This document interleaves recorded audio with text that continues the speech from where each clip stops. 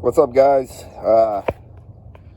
Starter on a Chevy Silverado 1500. This one's got the 5.3 in it. Doing a starter. Obviously, you want to disconnect your negative lead from the battery here first. Very important. Don't even try to do this job without disconnecting that first, unless you want to do some welding underneath your vehicle. Anyway, sorry for the sunshine. 5.3. This one's got 378,000 miles on it. I'm not exactly sure if this is the original engine in it. I'm almost certain it is.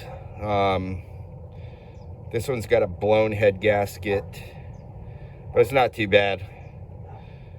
We keep adding water. I know that's not ideal, but we have another motor we're gonna put in, and then this one probably get rebuilt, flushed, maybe run some thermocure through it.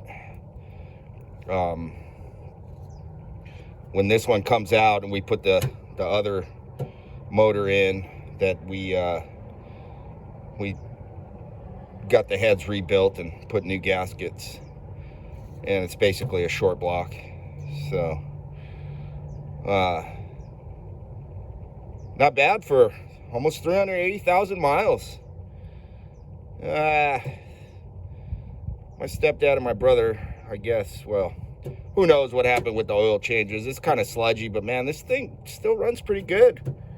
So it's not bad for what it is, going on, you know, almost 380,000 miles on it, and no real rod knock or anything. A little bit of sticky valve lifters in there, but not bad. I did an oil change on it because it was pretty sludged up. It's not my truck. My mom drives it.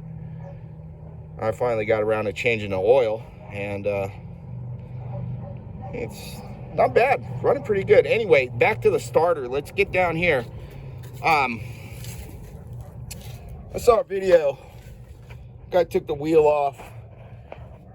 There's my new starter, Reman.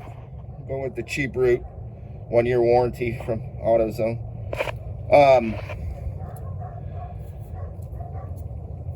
The real trick to this starter,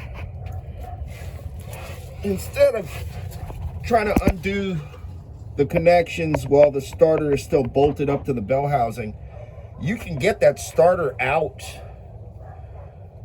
and it takes some finagling, but you can get it out, lower it down. There's plenty of play in these wires to be able to get it down, and oh gosh, so much easier to do it like that.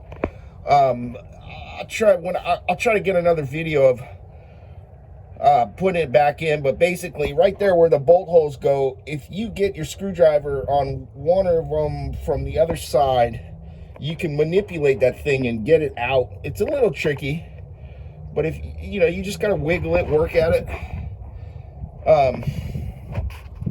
There's a connector